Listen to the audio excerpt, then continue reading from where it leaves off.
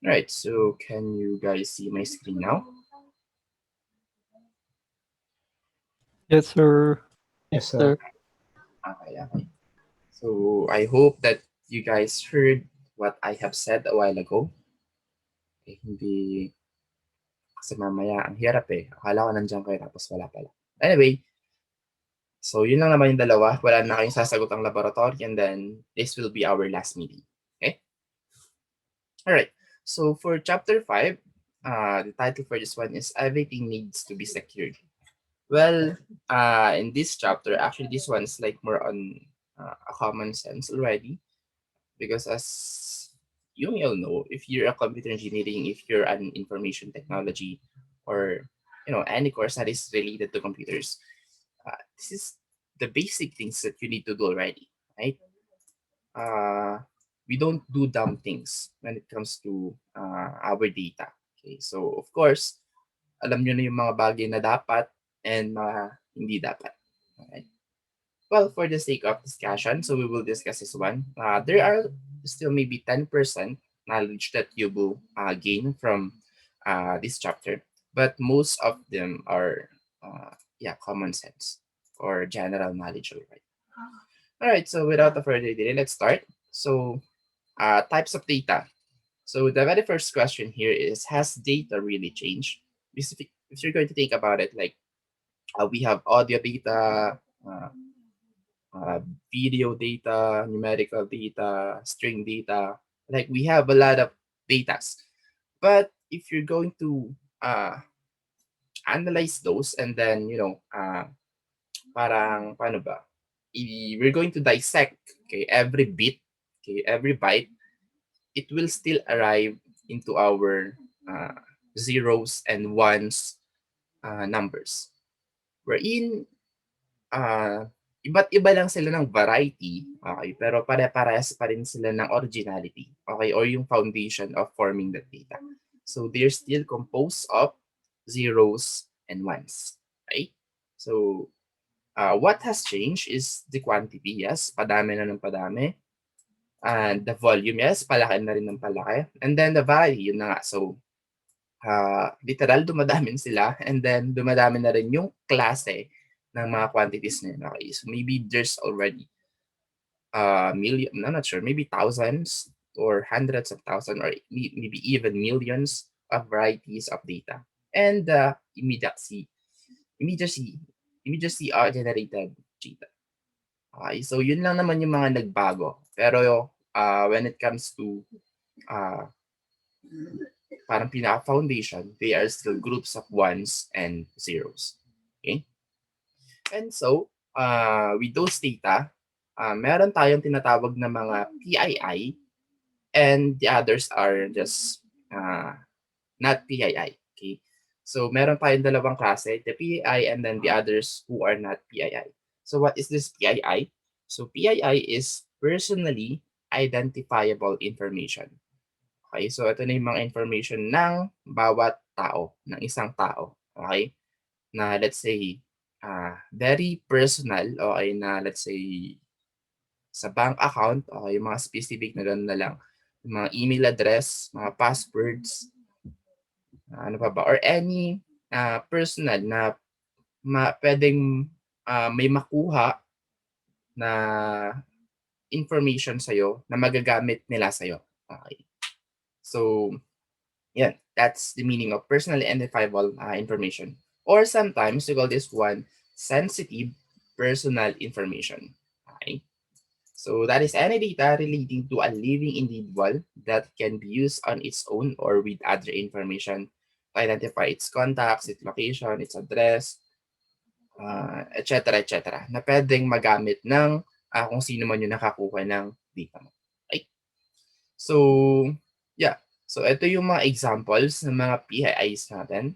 So, we have this social security number, email address, bank account numbers, student tuition bill, credit rating, debit card number, fingerprints, birth date, username or password, vehicle identification number, mortgage information, home address, Facebook photographs, and etc. Actually, mas marami pa dyan.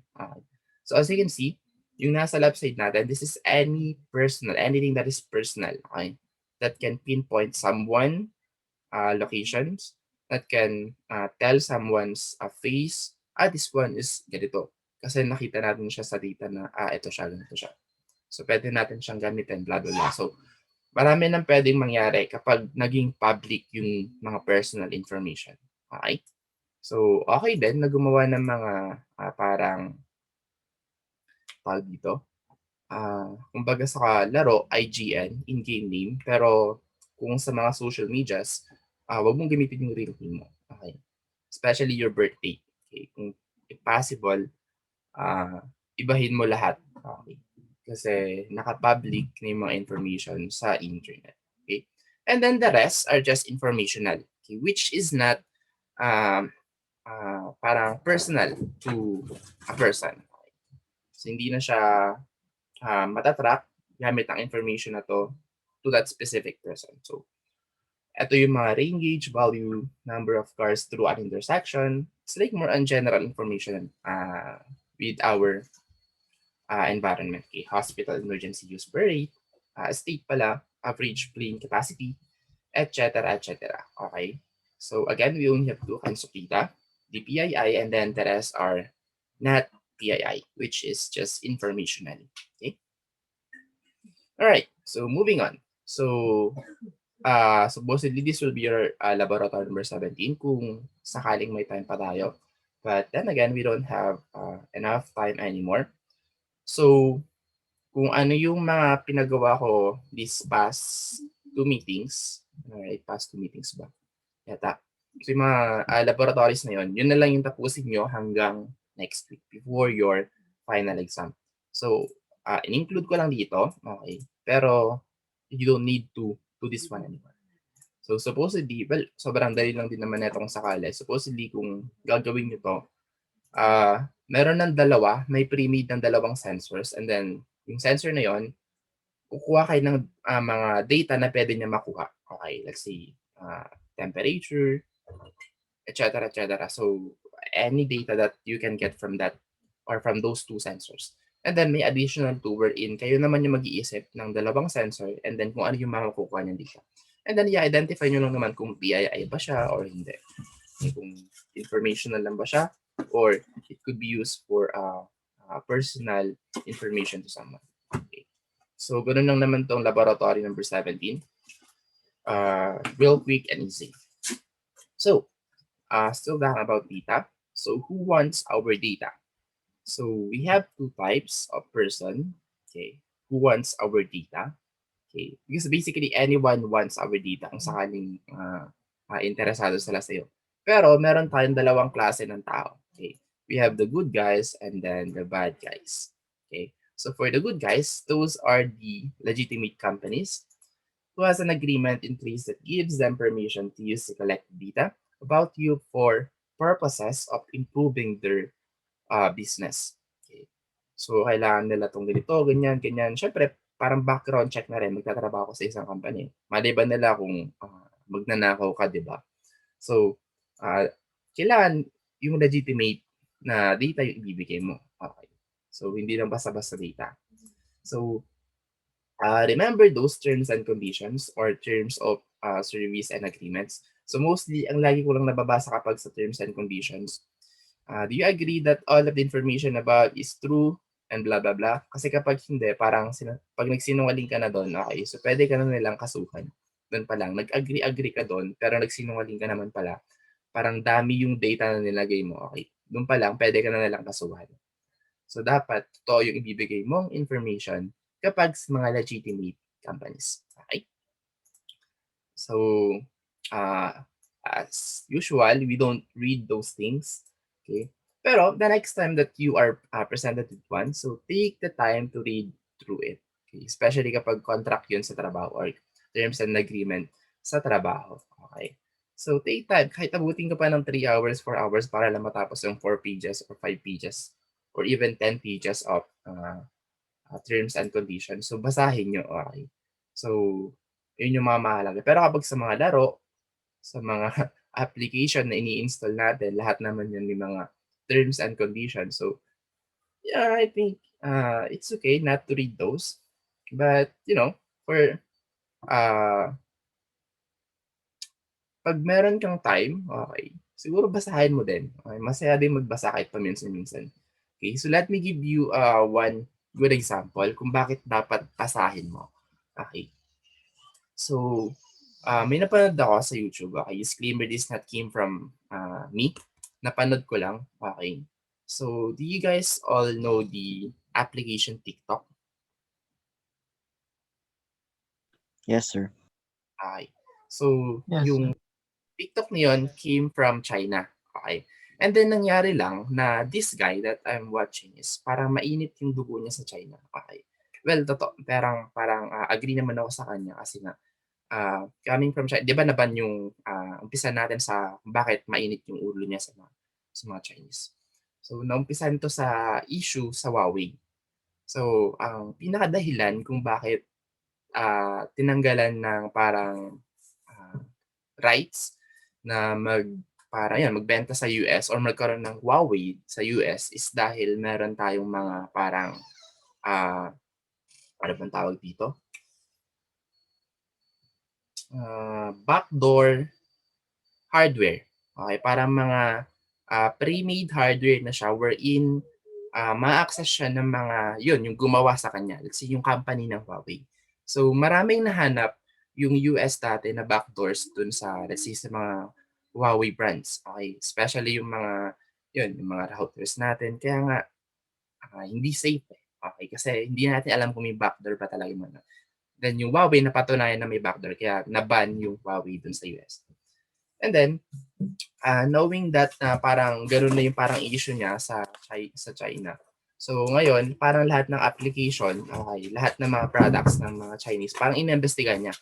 And then nangyari, inimbestigahan niya tong TikTok. Okay. So ang unang-una niya ginagawa is kung safe ba yung application. Okay.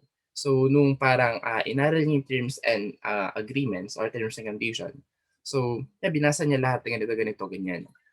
Okay naman daw, okay. Pero meron lang isang sentence do'n wherein, sabi do'n, parang, the information or the data that we are, gathering can be, ah, parang hindi naman sell, can be, passed through parang gano'n, can be passed through other third ah, third app, ano bang tawag dito? Third app ba yun or third party company. Okay, parang gano'n. So, hindi na sila yung humahawak ng data lang natin. Okay, nabanggit do'n na meron ng third party na company or third party na kung saan man ibibigay yung mga data for further improvements. Okay?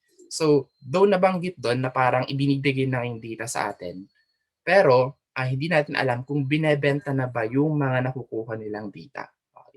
So, yun yung mga ah, bagay na parang ang simple lang pero kung iisipin mo parang binebenta na pala yung data natin. Okay. So, yeah, parang safe pa rin sila kasi binanggit naman nila na binibigay nila yung data natin sa ibang company. Okay.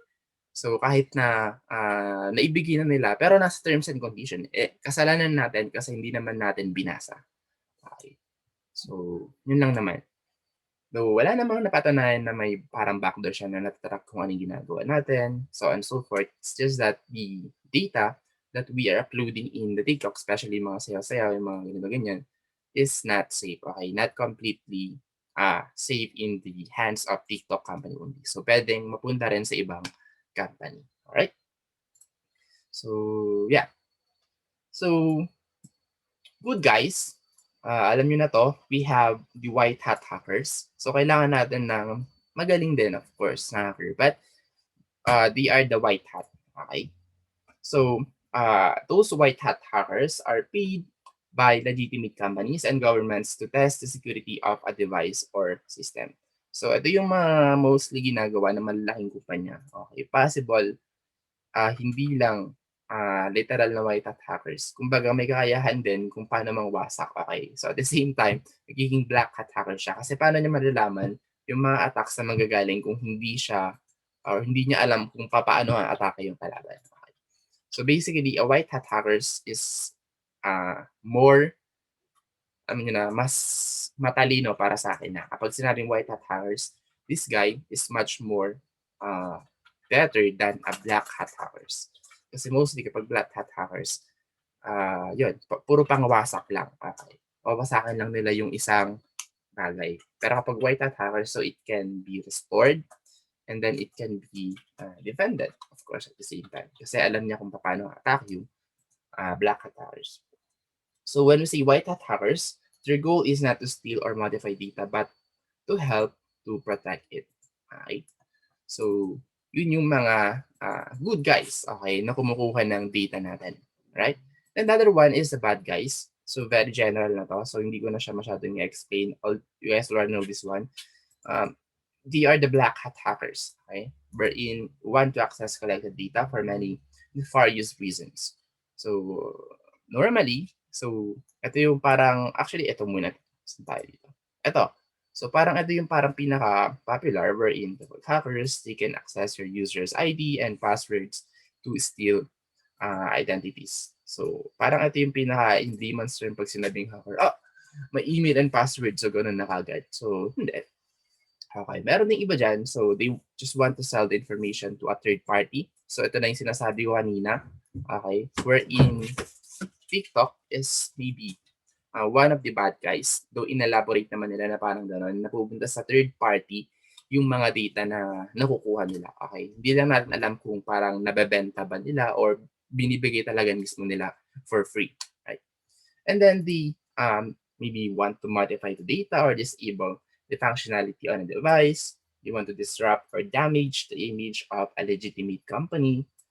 And you want to access devices, web pages, and data to create political unrest or to make a political statement.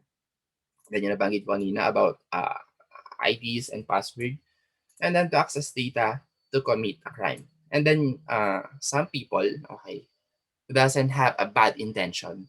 Okay, so maybe eto na kayo, okay, to hack into systems to prove that they can do it. Okay, so wala ka naman balak. You just want to try to breach their security. Okay, you're trying your skills. Kung skilled enough ka na ba sa pagpasok sa mga systems, sa mga secured systems. Alright? So kung sakali man, okay, dapat hanggang dito lang kayo. Okay, kung sakali maging bad guys man kayo. Right? To hack into systems to prove that you can do it. But do nothing, okay? So, napasok mo lang pero wala kang gagawin, okay? So, I hope hindi kayo isa sa mga to. Okay? So, yeah, earning money is good. Actually, mas malaki yung money na makukuha mo kapag eto ka yung ginagawa mo kasi may mga nag-hire.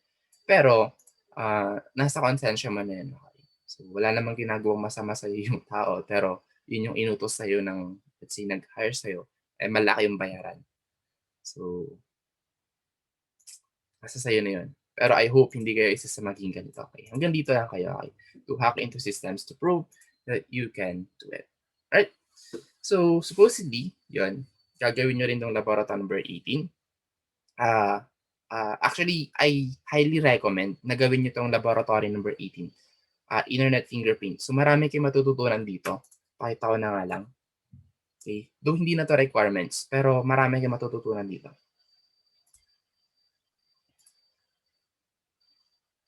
Ito na yung parang isa sa mga level 1. Level 1 when it comes to tracking someone. Okay. When it comes to finding personal information to someone. Okay. So, the objective of this one is the purpose of this lab is to introduce the aspects of fingerprinting. So, ang tawag natin yan is fingerprinting. An individual using the World Wide Web. The objective is to introduce various methods to extract as much information as possible using only the internet, browser, and various sites effectively. Okay. So, part 1, you're going to obtain as much information about yourself using the Internet Edge, Google Chrome, and Firefox through the use of the Google search engine. And then next is use various sites to augment the information gathered using the Google search engine. So ito kasi, itong various sites na to, yan, merong mga 2 or 3 sites na free, okay, free siya, pero limited lang din yung makukuha mong information. Okay. So, dito sa part 1, ito yung ginagamit nating normal. Okay. So, google.com, Google search engine. So, doon tayo nag-search. Ito naman is ibang website na. Okay, doon ka na magta-type ng certain information to track or to find someone. Then once you're done with those part 1 and part 2, so you're going to compare and contrast information collected using the Google search engine and then the various sites stipulated. So, pipinpoint ko lang ngayon pa lang, itong mga various sites na to is daily made, okay, to find someone's personal information. So, pwede nating sabihin na this is really made legally, okay, to find someone. Okay? Pero hindi ko lang sure kung parang pang CIA na siya wherein pwede mong mahanap ng kahit sino. Okay? As long as meron ka ng pangalan. Okay? Pangalan lang sapat na. Pero yung iba na website, kailangan pa nila ng like to pinpoint that person. Pangalan, location, saan siya nag-aral, ano yung course niya, anong trabaho niya, ilan yung age niya, and so on and so forth. Or any information that you can think of to that person. Okay? And then lastly is to create an internet fingerprint of yourself using all the information gathered and evaluate what information you would not made or you would not want made public. Okay. So without a further delay, let's start with the part 1. So wala naman kayong kailangan. All you need to do is an updated, okay? Take note, updated internet security. Or I think enough na yung, check ko lang, nandito ba yan? Yeah, I think this one, firewall and network protection. So can you guys see my screen? I think this is fairly enough kapag browsing lang naman ng internet. Okay, so enough na to para maprotektahan kayo. Well, ibang usapan na kapag nag-dive kayo sa dark web. So, yun na yung kakailangan nyo ng VPN for sure. And yung tinatawag natin legitimate antivirus, not just a free trial antivirus. Okay, so this part 1. So, gagamit kayo ng Firefox actually, and then ilalagay nyo lang yung google.com na website. So, magsa-search kayo sa Firefox gamit yung search engine ng google.com. Okay? And then, itatype nyo doon yung John Smith na naka-enclose sa double apostrophe. And then, the rest are the parang supporting data. Kung saan siya nakatira, ilan yung taon, ilang age na siya, how old he is, yung location niya, and so on and so forth, na pwede mo maisip na pwedeng i-support na para mahanap itong tao. Okay?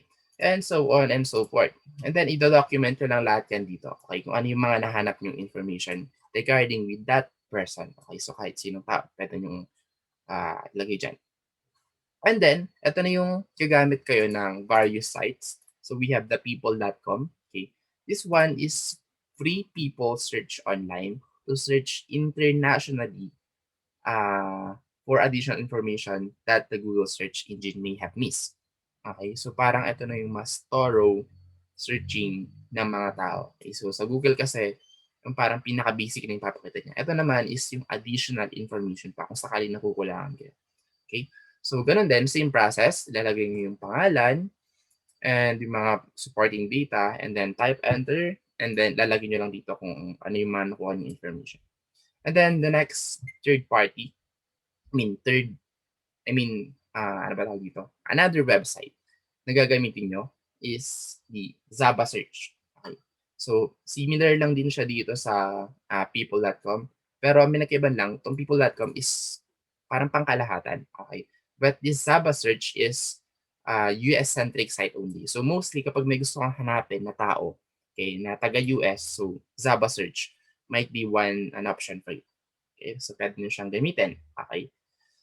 And then the others are People Search Global is another site for a basic information people platform. So, yan, People Search Global. Okay. Pero, nung trinay ko kasi to, konti lang yung nakuha ko. Pero try nyo pa rin. Okay? Baka konti lang talaga yung nakuha ko dun sa taong hinahanap ko. So, yun. Lagay nyo lang din dito. And then, meron din tayong PQ. Okay? Which is another third party website para makahanap kayo ng tao, which is also a US-centric site. And then, yung reflection nyo regarding with those steps that you have done. Okay, so compare nyo lang naman yung step 1, step 2, and then step 3. Ano ba yung mas maraming information na nakuha? Okay, or parang nagko-complement ba sila sa isa't isa wherein yung nahanap mo sa step 1 is very general, and then nahanap mo sa step 2 is super personal, like ganito, ganyan. Okay, pinablik niya na pala yung ganito. Okay, so pwede rin naman. Okay.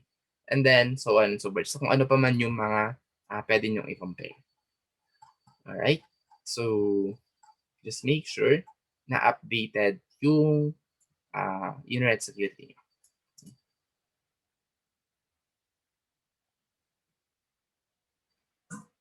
Ensure, wait, teka lang.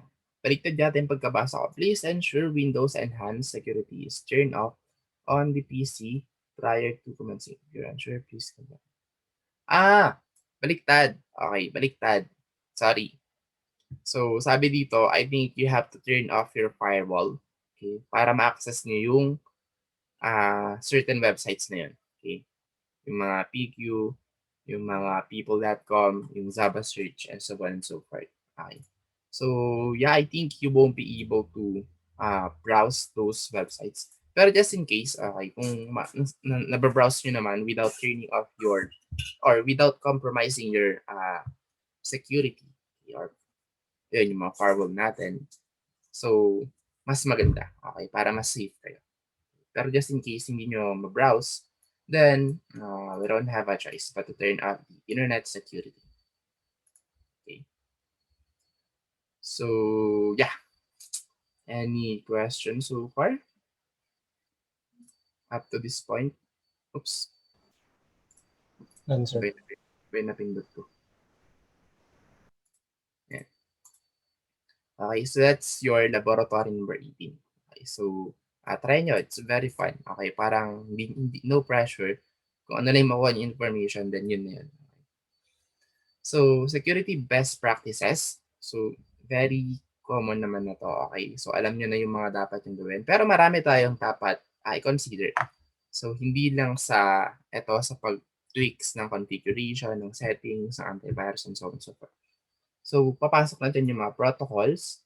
So, ano ba yung mga step-by-step na ginagawa natin, mga dapat at hindi na gawin, yung technologies natin, yung devices natin, yung mga tools na ginagamit natin, and techniques that secure data and mitigate threats. Okay, so actually lahat ng bagay, okay, i-consider natin. Like, literally yung kaibigan mo, so kailangan mo protektahan yung data mo coming from him. So, hindi man nanggaling sa hacker, okay, pero nanggaling naman sa kaibigan mo. So, siya na pala yung nagka-copy ng mga personal information sa laptop mo, okay? So, example lang naman na in-emphasize ko lang na pwedeng lahat ng bagay is pwede maging risky. Okay? So, security policies, procedures, and standards must be followed in the design of all aspects of the entire network. Okay? So, this should include the cables. So, baka may nakatap na sa cable nyo, hindi na alam.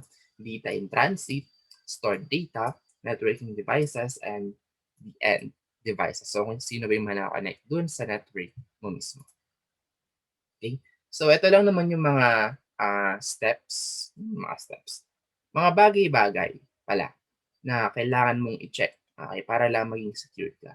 Okay? So, you must perform risk assessment, create a security policy, yung sa physical security measures. So, ito yung pinakamahalaga, okay? Kahit nagawa mo lahat ng mga software, mga technologies, blah, blah, blah. Pero yung physical security mo, okay, is parang yon madali kang pasukin. Nonsense, di ba? And then human resource security measures. So, mga bodyguards, kung may company ka, perform and test backups. So, very common na to. So, ito na yung pangalawang gagawin natin na kung sakaling gusto talaga na i-secure yung mga data natin. So, antivirus, and then backups. So, yung dalawang yun. And then, maintain security patches and updates. So, common to para sa mga license, legitimate license applications. So, very helpful to. So, you must always update your application or your kung ano man yun, okay, na dapat mo i-update na meron ka. And then employ access controls, regularly test incident responses, implement a network monitoring analytics and management tool, implement network security devices, implement a comprehensive endpoint security solution, and then ito na yung common na matututunan natin. So, educate users kung ano ba yung mga basic things na dapat gawin. And then encrypt data. Okay. So I highly suggest na maghanap na kayo ng or aralin niyo na 'tong encryption. Okay. So sobrang effective nito lalo na kapag sa mga, mga taong sakto lang, mga level 1 pa lang, okay? Kasi level 5 na kasi mga magagaling na. Level 3, let's say may kakayahan na. Level 1, ito yung mga wala pang ganong alam, okay? So, yung encrypted data, so of course, mga combination of, halo-halo, hindi natin mabasa. Encrypted na siya, pero hindi nila alam, password pala yan, or login or username pala yan. Okay? So, personal information pala yon ng isang tao. Alright? So, encrypting is one of the best way para sa mga level 1. Pero kapag mga level 5, so madali na lang nilang i-decrypt yun. So, they already have the tools, especially for passwords. And physical security. So, in here, we only have outside perimeter and then the inside perimeter. So, what are the outside perimeter security? So, we have the security officers, fences, gates, continuous video surveillance, and security breach alarms. So, ito na yung mga common na dapat nyo ilagay kung gusto nyo lang i-secure yung data nyo, yung physical data na nandun sa inyo. And then inside perimeter, so continuous video surveillance. As you can see, may surveillance sa labas, may surveillance sa loob. And then electronic motion detectors, security traps, and biometric access and exit sensors. Right? So that's it for physical security. So we will continue the rest on the part 2. Alright, since we now only have, I think, 30 seconds. So goodbye for now, and then see you on part 2. Yes, sir. See you, sir. Okay, bye-bye. Sige, sir.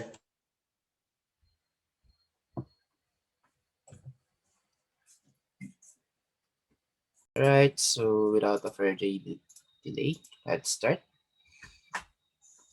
So let me just check whether you guys are there or no. So Mr. Dait, are you there? Is he present? Yes, sir. Mr. Dumagat, Present, sir.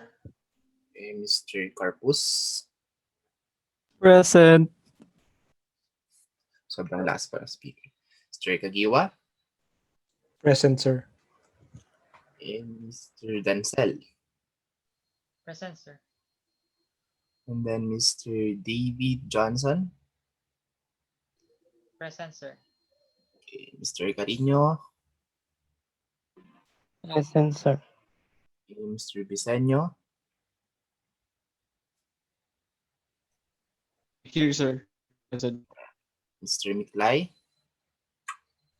Present, sir. and Mr. Santiago. Present, sir. All right, so I think the other one who's not here is Mr. Romero, since nakita ko yung pangalan niya kanina pero hindi ko alam kung Jesus ba yun or Sebastian. Well, anyway, so all right, so can you guys see my screen now? Yes, sir. All right, so the next one is challenges of securing IoT devices. So, ano nga ba yung mga challenges na pwede natin consider? So, under IoT, okay, so we have here the increasing number of devices. Okay, so bakit naging factor to?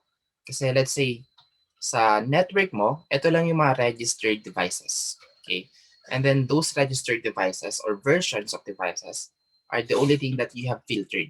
Like for example, meron kang security level na ginawa para sa mga devices or specific devices na yun. And nagkaroon ng bagong technology. Okay, wherein same lineup but just a more advanced kind of device. Okay, so in that way, hindi na siya kasama sa mga na-filter mo. So in that scenario, merong parang case na gagamit sila ng same sensors or device para makapasok sa network mo. Okay, ko-connect lang sila doon sa mismong ginawa mong network na para sa mga sa mga specific devices niyo. Okay, so yun yung isa sa mga issue. Hindi lang basta-basta bakit pag marami ba, as long as hindi naman sila nakakonect, hindi. Okay. Kasi pag gumagawa tayo ng policy sa internet natin, okay, mostly ang ginagawa natin is filter natin yung sariling sa atin lang. Okay, or yung mga devices na ganun lang yung versions. Pero paano kung meron pang kasama na iba na kaparehas pero mas advanced yung technology, okay? Which is bago nga. So, yun yung magiging isa sa mga magiging issue kung sakaling gano'n ang mangyari. And then the other one is non-traditional location of devices. So, isa na 'to sa magiging network security. I'm not really sure kung network security na ba 'to. Pero yeah, in some ways, yes. Pero in most cases, hindi. Okay. Like for example, yung mga device natin is nilalagay natin sa specific na bagay. Let's say, sa bunganga ng, sa example lang sa bunganga ng hippopotamus. So bakit sa bunganga ng hippopotamus? Para lang siguro malaman natin kung saan siya pumupunta. Okay. I don't know kung paano lang. Pero para may nabasa akong gano'n na nasa loob mismo ng bunganga. Okay. Para lang matrack nila kung saan pumupunta siguro and gaano siya katagal sa tubig and so on and so forth. So para maaral nila. And yun, so yung device na yun is especially made para sa bunganga ng hippopotamus. So, magiging problema na siya kapag napunta siya nyari, sa kamay ng ibang tao. Let's say, kasi nga para lang siya doon sa hippopotamus, pero napunta siya sa ibang tao or napunta siya sa, let's say, yun na, hindi na siya hawak ng may taong naglagay doon sa bunganga nun. So, na-misplace, kumbaga. Okay, so, out of, kaya na kasi natin yun parang without the reach ng kakayanan natin na malaman kung mapupunta ba sa iba or hindi. Kung secured ba siya doon sa hippopotamus na yun or hindi. Okay, kasi nga, hayop naman yan. Pero yun na nga, isa siya sa magiging problema mo kung sakaling gano'n yung nangyari. Other one is yung mga devices na nasa lamppost natin. Okay. So, I'm not sure kung bakit tayo maglalagay ng device sa lamppost. Maybe for security. So, maybe pwede sigurong camera, pwede sigurong microphone, pwede sigurong, or kahit ano na maisip nyo kung bakit kayo maglalagay dun sa lamppost. So, same scenario. Hindi naman tayo 24/7 na nakatitig sa lamppost. And that's a lamppost. Wala naman siguro maglalagay ng surveillance camera sa lamppost. Diba? So, isa na yan sa magiging problema nyo kapag nandun na yung device nyo. Okay? So, hindi natin alam kung mananakaw ba siya or hindi. Okay? And then the last one is lack of upgradability. So, ito yung pinaka-problema actually. So, yung iba, pwede mo pa siya makuha sa loob ng bunganga ng hippopotamus. Siyempre, kung paano mo siya nilagay, ganun mo din siya pwede makuha. Ganun din sa device na nilagay natin sa lamppost. Kung paano mo siya nilagay sa taas, ganun mo din siya pwede makuha. Hugutin mo lang, okay? Pero yung iba kasi, okay, yung iba is gumamit pa sila ng robot para lang iwanan yung device na yun kasi nga, it's impossible for human to go or to do that one, okay? So, one good example is, let's say, yung volcano. Okay, so naglagay ka ng device sa volcano. Okay, and then as you all know, volcano is risky. So lalo na kapag active. And yun, may mga lava-lava pa. So hindi ko alam kung bakit ka maglalagay since wala pa akong idea kung bakit ka maglalagay ng devices sa volcano. Maybe to monitor. Okay, so that's one thing that I can think of. Pero yung iba siguro is parang personal information na kung ano ba yung humidity siguro, kung ano ba yung mga nakukuha niyang chemicals or nababasa niya and so on and so forth. And as we all know, kapag nandun na siya sa loob or nasa gilid na ng bulkan, delikado na yon, okay? So siguro madaling maglagay using a robot kasi iwanan mo lang naman na. Pero mahirap na sigurong kunin as time passes by kasi pwede siyang matabunan ng lupa, pwede siyang ganito, ganyan. So maraming factor.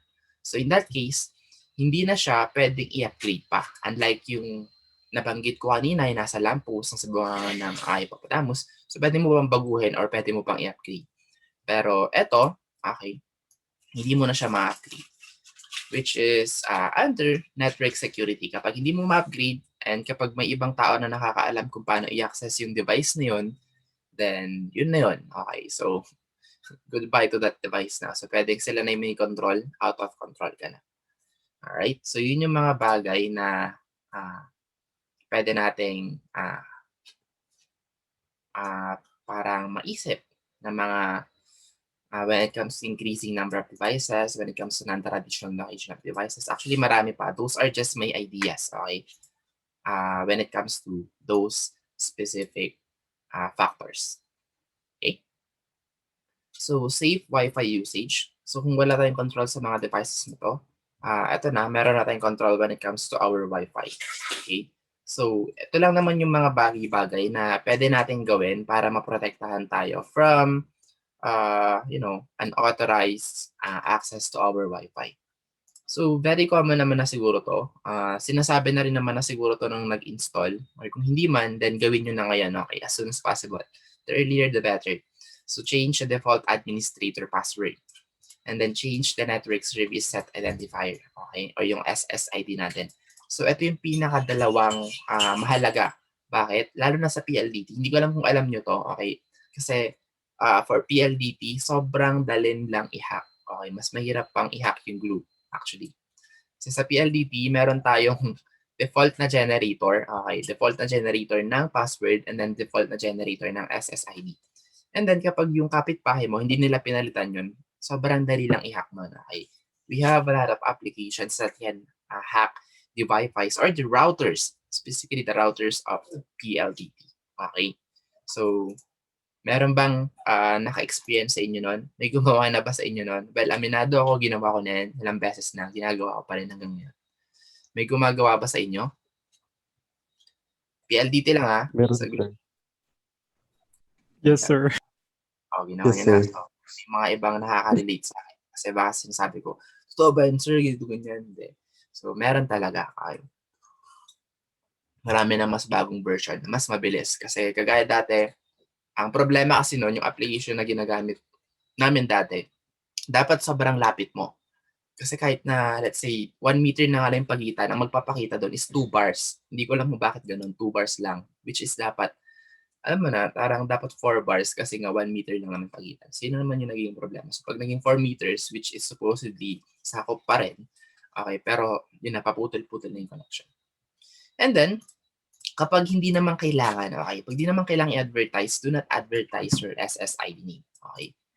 And then if possible, kung gusto mo mag-advertise, create a guest wireless network. So ito na lang i-public mo. Okay, ito rin yung naka-configure sa'yo. So make sure na kapag mag-guest wireless ka, made talaga siya para doon. Okay, hindi yung naggumawa ka lang ng another SSID and then another password, which is same naman yung settings. Okay, nonsense din. And then, isa sa mga basic hack tips, enable the built-in firewall. Okay, so ito na yung pinaka-level 1 na kailangan pasukin ng mga hacker. Okay, dapat i-on mo na kaagad yung firewall mo. So, dalawa yung firewall natin. Yung firewall mismo ng router natin kung meron man. Yung iba kasi wala. Pero mostly naman ngayon, nowadays, meron na siya. And then, yung firewall mismo ng computer natin. So, you should on those 2 firewalls. So, turning on those 2 firewalls won't affect the parang security. So, mas maganda pa nga, sabi nila. Kasi iba, pag dalawa, baka mag-conflict naman sila sa isa't isa. Hindi. Mas secured kapag dalawa yung naka-on. Okay, magkaiba sila ng way of, blocking malwares or blocking unintended access. Then, configure the wireless router to WPA2-AES. So, just make sure, kasi madami tayong option, di ba? Kung pipili ka ng way of encrypting your password. Okay, I think meron tayong 6 kung di ako nagkakamali. So, dapat ito yung piliin nyo. Okay, so bakit ito? Kasi ito yung pinaka-updated na way of encrypting the password of our Wi-Fi password. Okay, ito yung isa sa mga mahirap i-hack. Okay, unlike before, mas yung earlier version, mas madali siyang i-hack. So, keep the wireless router firmware updated. Use media access control address filtering. Disable your wireless router's remote management feature. And then physically secure the wireless router. Okay, so sila yan sa mga bagay-bagay na dapat mong gawin to secure your Wi-Fi. Okay? And then, eto. So, maganda sana kung gawin nyo rin to, pero not necessary anymore. So, I think alam nyo naman na to. Ito lang parang simulation lang siya kung paano nyo talaga siya i-configure kung sakaling ayaw nyong i-configure mismo yung router nyo. Pero I highly suggest that, you do it on actual. Okay, wag yung simulation. Kasi yung simulation, okay, ganun na yung mangyari. Pabaguin ko lang yung IP address, i-disable ko lang yung SSID broadcast, papalitan ko lang yung type of encryption of password, then tapos na. Okay? So, ganun-ganun lang. Pero, pag actual, kahit na same yung ginagawa nyo, mas maganda pa rin kapag actual. So, kung kaya nyo ikalikot, so kaya nyo yan, computer engineering naman tayo eh. So, kalikutin nyo yung router nyo, meron naman tayong restore to default settings kung sakaling may nakakalikot kayong nakakasama, okay, or may mali kayo nagawa. Okay? And then, smart homes. Smart technology has become very popular and its popularity is increasing every year as the technology evolves. So yes, every second, every minute, parami ng parami yung mga smart devices natin. Okay? Wherein, yung iba doon are not or who doesn't find it appealing to turn your home, ano ba tawag dito? So, yung iba doon parang nagiging enthusiast, okay, nagiging, ano bang tawag dito? Okay, parang hindi naman kasi kailangan, di ba? Hindi naman necessity sa buhay natin na magkaroon ng smart home. Pero meron yung iba doon parang mas maganda na lang na ganito kaysa hindi. Okay. So who doesn't find it appealing to turn your home thermostat up or down while you are at work? So actually, hindi naman siya katamaran. Okay. Pero mas maganda kapag naka-automated na lahat. Okay. So, yeah, mas magandang kapag nagtatrabaho ka, hindi mo na kailangang i-on yung aircon mo, hindi mo na kailangang i-off yung aircon mo kasi malamig naman na, and so on and so forth. Or to have your refrigerator order groceries to be delivered when you get home. So, another na katamadan. Pero, again, so mas maganda na lang na automated kaysa hindi, di ba? So, mas madali yung buhay natin. And then, how cool is it to check on the dog or to verify that your teenagers are doing their home work after school by activating your home security cameras? So, marami pa tayong pwedeng gawin when it comes to smart devices. So, as we install more and more smart sensors into our homes, we do increase the potential for security issues. So, another thought na na-discuss na natin kanina dito, okay, so sa mga smart devices na dumarami, okay. So, habang dumarami yung mga smart devices na nagagawa, dumarami rin yung chances na pwede tayong mapasok ng isang hacker. Okay. Kasi, number one, ang smart device is wireless connection. Tama? And if it's wireless connection, as long as, actually dapat naka-broadcast talaga yun eh. Naka-broadcast talaga yun. And then yun, siya na lang yung hahanap ng network. So, of course, as hackers, meron tayong mga ibang ways kung paano ma-hack yung isang naka-broadcast na IP or naka-broadcast na network. So, hindi ko alam kung paano since hindi naman ako hacker, pero mas tumataas yung potential ng security issues natin. Okay? So, often the sensors are connected to the same network as our home or small businesses devices so that a breach of one device can radiate outwards to affect all connected devices. So, mapasok lang nila yung isa, boom, makapasok na sila sa network mo. Okay? So, the sensors could also provide a way for hackers to get into our home network and gain access to any PCs and data that are connected to it. Okay, so parang ito na yung parang thorough explanation or more explanation when it comes to with this one, increasing number of devices, right? So, yeah, that is one example na pwede nating maisip para makapasok yung mga hackers. So, through specific sensors or specific smart devices, right? So, yeah, and then public hotspots. So, when you're away from home, public Wi-Fi hotspot that allows you to access your online information and surf the internet. So, common activities on the public Wi-Fi include logging into a personal email account, entering personal identifiable information, logging into social media, and accessing bank or financial information. So, all of those information could be stolen if the Wi-Fi connection is unsecure. So, from the word itself, public hotspot. So, ginawa to for free. And dalawang klase lang naman ng tao ang gagawa niyan. So yung isa mabait siguro, okay. Or yung isa naman, kailangan niya 'to para sa business niya kasi nakakatulong siya, okay. Or yung isa naman, okay, yung wala namang dahilan kung bakit siya nag-public hotspot. So yun yung, dun na kayo magtataka, 'di ba? Kasi kapag gano'n, wala naman siyang rason kung bakit siya magpa-publicize ng hotspot niya, wala naman siyang kinikita, wala naman siyang kung ano man yun, okay. Yun yung nakakapagtaka kasi, puwedeng, may way pala siya para kunin yung mga personal informations natin, okey. So, I think it's okay to connect to public hotspots as long as you will not, okay, you will not log into your personal email account, especially sa, bank, okay, yung mga online application bank natin, okey. 'Wag kayong magla-login sa public hotspots. Kasi hindi natin alam baka naka-monitor na pala kayo and then you know, every thing that you will do, let's say kung ano man yung napindot mo, nare-record yon sa kanila mismo. So parang keylogger na yung kalalabasan.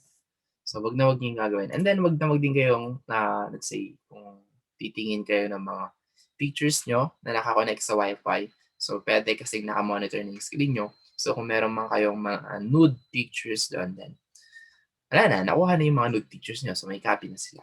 Though hindi man clear, pero nakita na nila, diba? So if possible, when connecting to public hotspots, so use encrypted virtual private network tunnels and services. So gagamit lang naman tayo ng tinatawag nating VPN. Okay, so I think meron ng default VPN yung cellphone natin. So I'll teach you guys on how to connect those step by step. Or the module will teach you, okay? Hindi ako yung magtuturo pala. The module will teach you how to establish those VPNs on your smartphones and then laptops or computers. Alright, so setting up a VPN or smartphones. So a VPN is a secure network using an encrypted internet connection that acts as a secure tunnel for data. So it can be created over the public internet connection to enable users to hide their identity when they are using the internet. So you should use a VPN service when you connect to a Wi-Fi network that is not your own. Okay? So hindi naman na kailangan mag-VPN kapag home network nyo na yun. So kapag feeling mo, secure naman kayo sa network nyo kasi kayo naman yung may hawak, then you don't need to use VPN kasi in some cases, kapag nag-VPN kayo, mas bumabagal yung internet connection. Actually, hindi siya mas bumabagal, mas may delay lang, okay? Kasi ang nangyari niyan, instead na yung physical address yung mababasa o yung pagsasendan, magsasend pa siya through, virtual private networks. Kasi pwedeng 5, pwedeng 3, okay? So, mas marami or ganito na lang, mas secured ka pero mas mabagal yung internet connection or mas mataas yung delay. Okay? So, gano'n na lang. Mas mabilis yung connection kapag direct to direct pero mas may chance na pwede kang mapasok kasi nga, yun, direkta na eh. Wala nang filter eh. Unlike kapag may VPN, so ipapasa niya dito sa IP address, ipapasa niya dito, bago niya maabot yung pinaka source or yung kung saan mo man isa-send yung data na yan. Okay. So, yun yung pinaka-idea about VPNs. So, meron tayong mga examples dito. Actually, hindi lang ito. Sobrang dami. You have the ExpressVPN, NordVPN, and then the tunnel there. Alright? So, kung sakali man na gusto mong gumamit talaga ng premium, okay, which is fast na rin, mabilis-bilis na rin, so, magbayad ka na lang. Okay? Do not just use a free VPN. So, if possible, use a monthly fee VPN. Okay? Yung talagang legitimate. Okay? And then, kung mababayad ka na din lang, pili ka na ng VPN na kilala talaga. Okay? Hindi lang basta VPN. Magbabayad ka na nga lang. Mamaya yung VPN na makuha mo is isa sa mga unscrupulous companies na kumukuha pa ng data. Okay? So, ito yung configuration na pwede mo or instruction pala na pwede mong gawin para i-manually set yung VPN sa Android device natin. Okay? So, take note, this one is only for Android devices. This one is not applicable for iOS devices. Okay? So, explore nyo na lang to later on. And then, ito naman para sa iPhone. Okay? So, ito, para sa iPhone lang to, hindi to pwede sa Android cell phones. Okay, so magkaiba sila. Ayan. So just explore this one if you have an iPhone. Okay? And then, laboratory number 19. So, discover your own risky online behavior. So, ito parang i-monitor mo lang naman kung ano yung mga ginagawa mo, okay, sa online. And then, parang i-identify mo siya kung risky ba siya or hindi. So, this one is like more on, para matawag dito, daily routine. Okay? Or yung routine na ginagawa mo sa internet. Okay, kung ano ba yung mga binabrowse mo, ano ba yung lagi mong sinasearch, ano ba yung lagi mo pinupuntang website, etc. etc. And then you're going to verify whether that one is secured or no. Okay. And then summary. So, tapos na pala tayo. So, we've talked or we've discussed about personally identifiable information. Okay, wherein, again, sabi ko nga, meron tayong two types of information. We have the PII, which is for personal. Okay, and then the rest are not personal, like just information that we can gather around us. Okay, and then we've also talked about white hat hackers and black hat hackers who might want our data. So white hat hackers, ito yung mga mababait. Okay. And then black hat hackers, ito yung mga may bad intention sa mga data natin. And then we've also discussed the security best practices. Okay, yung na-mention natin kanina. And then, ano pa ba? There are many steps you can protect. So, ito, parang basic na lang to. So, for black, to protect yourself from black hat hackers, so you can keep your firewall turned on as always, manage your operating system and browser, and use antivirus and anti-spyware. And then safety rules to follow if you are using a public or unsecure Wi-Fi hotspot. So meron tayong tatlo. Yeah, I think tatlo. So do not access or send any sensitive personal information over a public wireless connection or wireless network. And verify whether your computer is configured with file and media sharing. So good practice siguro to, no? Kapag isa lang naman yung computer nyo and then hindi nyo naman talaga ginagamit tong technology na to, always turn off the media sharing. Okay? So, I think hindi lang to media sharing. Iba dyan, ma-access nila yung microphone, ma-access nila yung actually, anim yata yun eh. Nakalimutan ko iba. Pero isa lang to, okay, wherein dapat naka-turn off tong public media sharing. Okay? And use encrypted virtual private network. Okay, so na-mention ko kanina. And as we install more and more smart sensors into our homes, we do increase the potential for security issues. So nabanggit ko rin kanina kung papaano, okay? Pero hindi ko lang alam kung paano gawin. Pero yun yung mga ways kung paano makakapasok yung isang hacker. Okay? So through smart devices. Kapag na-hack nilang isa, pwede na lang mapasok lahat.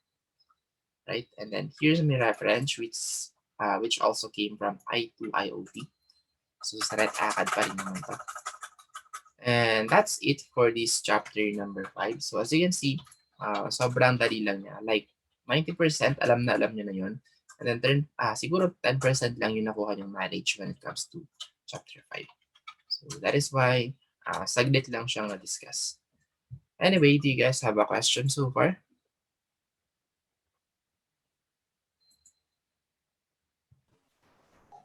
None, sir. Answer. All right. So the remaining time that we have will be the proposal time. So I hope last meeting, so 3 days ago, so 3 days din nakalipas, 3 days or 2 days? 2 days ago. And then 3 days ago. Okay. So 3 days na nakalipas, so I hope nakaisip na kayo ng parang proposal nyo, okay, on how to use the sensors that you have on your smartphones. Okay. So maglalagay ako ng parang discussion ba yun? Check ko kung paano ka siya mailalagay. So, first come, first serve na lang tayo. So, dapat, pag may naisip kayo, after this one, or habang ginagawa ko to kung sakali, gawin nyo na rin. Create na lang ako ng module. So, final project proposal. So, dito nyo ilalagay yung mga proposal nyo.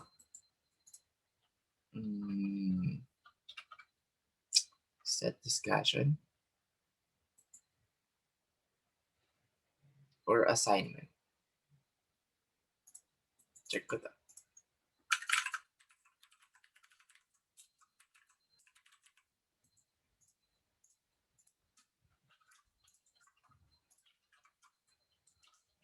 Yan. So, dito na lang. So, using this discussion, so kung sino yung unang mag-type, sabihin nyo na lang yung group nyo. So, group 1, 2, 3 tayo. So, group 1 is the letter A's. Group 2 is kung ano man yung mga apelido na yun. And then group 3 yung pinaka-last. Okay, 5, 5, 5. So, i-include nyo lang yung group nyo. Okay. And then yung mga pangalan nyo. And then yung proposal nyo dun sa system na yan. Okay. So, ang maganda dito is naka-public na siya. So, kapag naka-public na, hindi na pag nabasa na ng iba, hindi na nila pwedeng gayahin yung proposal niya. Okay. So, subscribe na ako para kung sakaling may maglagay ng entry dito, is mababasa ko na kagad. So, i-check ko muna kung maganda ba siyang project or hindi. Okay, so dapat useful siya. So, yung proposal ko nung last or yung project ko nung last is using the accelerometer. So, simple lang naman siya. Pinakita ko rin dun sa inyo na kapag gumagalaw yung cellphone, so yun, may mga graphs tayo, yung X, Y, and Z. So, kapag ganun na yung graph, ibig sabihin, pwedeng tumatakbo or naglalakad yung user. Alright? Or, pwedeng nahulog lang yung cellphone. So, pwedeng ganun. So, paano ko malalaman kung naglalakad or tumatakbo? So, at the same time, by default kasi, naka-on na yung location, okay, ng smartphone na yun. So, kapag gumagalaw siya, okay, nagmo-move, so it's either naglalakad or tumatakbo siya. Or, nagta-travel siya through, say, through chip. So, pwedeng ganun. As long as merong internet connection, binabato niya yung data doon sa Cumulosity na Google Cloud tuloy. Cumulosity cloud natin. Okay.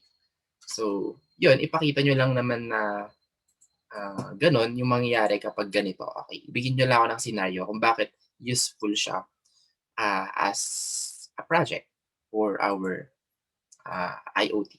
Okay. So, supposedly kasi dalawang cellphone to eh. Yung isa is yung itatrack natin.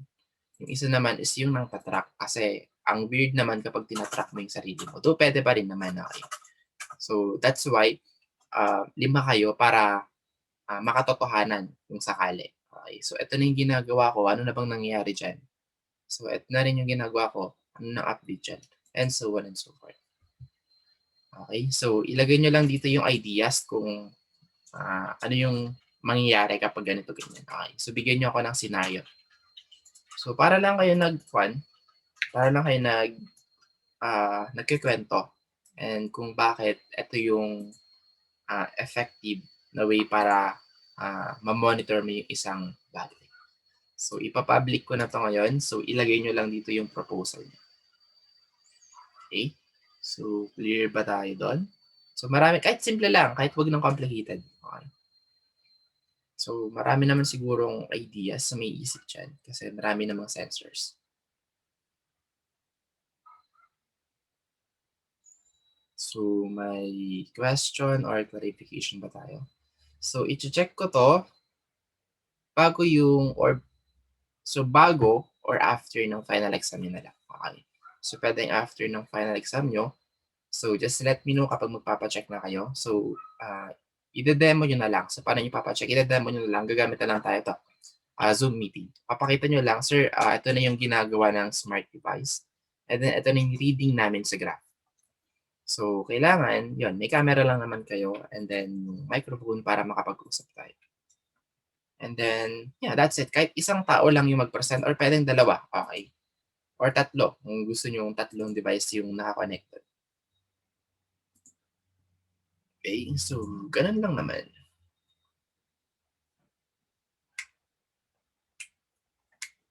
Any concerns so far?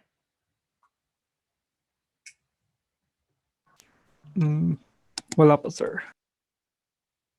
Okay, so, I hope may mga ideas na kayo last meeting. May naisip na kayo. So, last meeting kasi parang exploration. Inaalam nyo pa kung paano. So, lahat ba kayo na i-connect nyo na? So, mabilis lang naman eh. Less than 30 minutes tapos nang i-set up yun. Na-try nyo na ba lahat? No, sir. Yes, sir. So, may yes, may no. So, take note, parang 10 days na lang tayo. Yeah, exactly. 10 days, 2, 4, 6. Hindi pala, 7 days na lang tayo bago yung final exam. Pero, of course, this coming meeting, this coming following days, wala na tayong meeting. So, free time nyo na to. 1, 2, 3, 4, yeah, 6 days. So, I hope matapos nyo yung, dalawa lang naman yung module na tapos natin. Ay, tatlo pala. Module 3, Module 4, and then Module 5, and then soon will be the Module 6. Pero ito lang yung makailangan yung gawin. Okay, so yan. Medyo madami-dami. Lab 13 to Lab 16, Lab 12, and then a short quiz. So saglit lang sa Module 3. Alright, so just message me soon kung sakali may concern kayo regarding with our final project. Okay. So, no need na complicated. Okay, as long as parang useful naman siya, then okay na yun sa akin. Okay.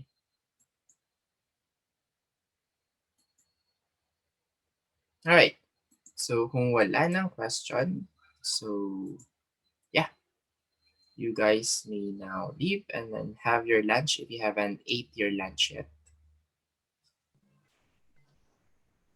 Yes, sir. So, goodbye. Bye, sir. Bye, sir. Bye, sir. Thank you, sir. Goodbye.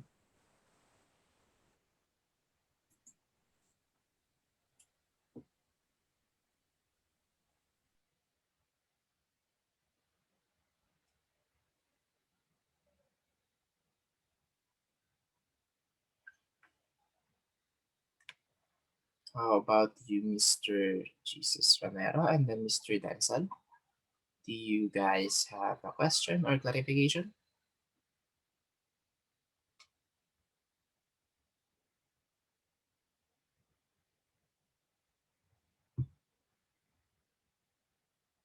All right, so I think none. So I'll be ending this meeting now. Goodbye.